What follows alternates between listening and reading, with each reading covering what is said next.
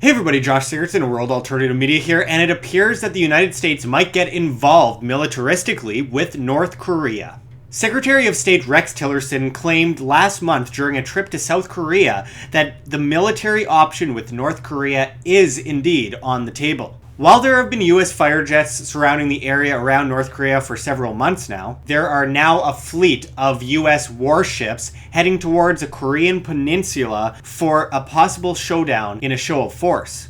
The commander of American forces in the Pacific ordered an aircraft carrier and several other warships towards the Korean Peninsula as a show of strength by the Trump administration, according to the New York Times. This is just days after North Korea tested another intermediate-range missile. This could get ugly fast considering the North Koreans' threat towards the US as they ready their missiles. In a surprising move, despite being allied on many issues, China has just deployed 150,000 troops along the North Korean border to potentially deal with refugees in the case of a battle between the US and North Korea.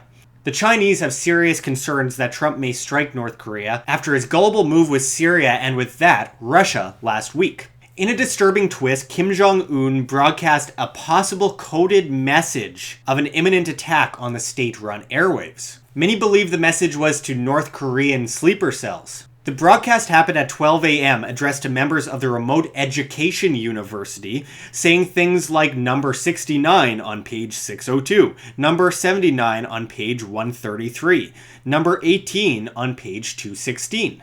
North Korea sent out a similar message on March 24th, just days before Kim Jong-un fired a missile into the Sea of Japan.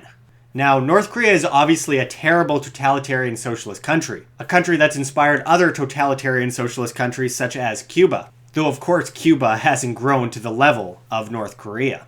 While most are disturbed just by the day-to-day life in North Korea and the real isolationism within the country, if war kicks off, how exactly will bombing the country help the people, the real victims of the regime?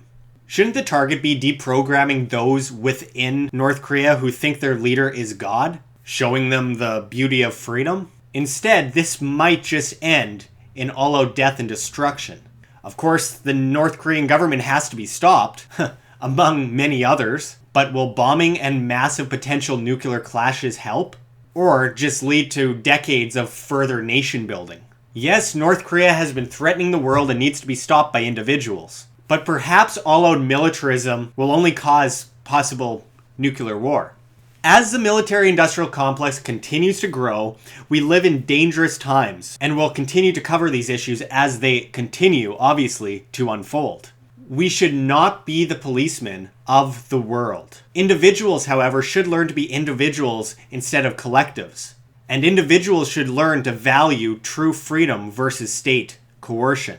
Thanks for watching, everyone. Check the links below. GoFundMe, Patreon. We can't do it without you. Any donation is very much appreciated. And of course, check our address in the description and the comments for Bitcoin, which we will also put up on the screen for you to scan, if you please. You can also check our link to the Red Pill Expo below in the comments and description as well, where you can see people like Ty Bollinger, J. Edward Griffin, Lord Monckton, James Corbett, Robert Kiyosaki, and many others speak. It'll be in Bozeman, Montana in June, and we hope you join us there. Until next time, this is Josh Sigurdson signing out from World Alternative Media. Find the truth, be the change.